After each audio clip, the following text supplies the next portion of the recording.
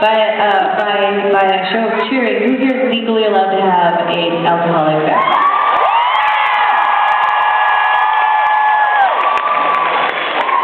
Well, I have this thing where, I had these two things that I figured out about myself in the last couple of years, especially last year when I had all this time off, and one of them was that I needed an extraordinary amount of self-soothing time every day. So, like, self-soothing can be anything, but generally it's something that does not...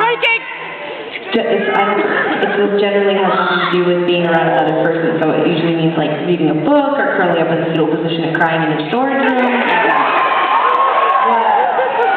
And I figured out that I needed a lot of that. That's one. And the other thing I realized is that I have to have like at least 20 minutes of time every morning before I wake up where I need to like cringe over things. And I like lay there and I like remember like when I missed like, you know, the stair on the bus and slammed into like the thing where you put the money in and everyone on the bus was looking at me. Like I have to lay there and and like, it doesn't always have to be things that happened the day before. It can be things that happened like 20 years before. You know, I still cringe over like when I was 8 years old riding the boat at West Edmonton Mall, and my mom was on the other side of the boat, and she had really bright red lipstick. It was the 80s, and these boys sitting next to us were all like, "That lady looks like she has way too much makeup on." And I like think about that even now.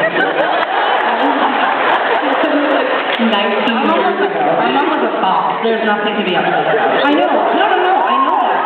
But 8 years old, like, you know, and then when we were getting off the boat, I was like rushing so fast to get, like, cause my mom was coming up. I hate this story, but I'm just down in it. So, but I was rushing to get off the boat, and my mom was coming up behind me, but I kind of wanted to run because I didn't want the guys to know that, like, not because I was ashamed of my mom, but I was ashamed for them that they saw my mom next to me unknowingly. And so I was rushing and I tripped and I fell, and when I got up I had a big blotch of gum on my pants the whole fucking day. I walked around West Edmonton Mall and I'm like super OCD and I was like just constantly picking it.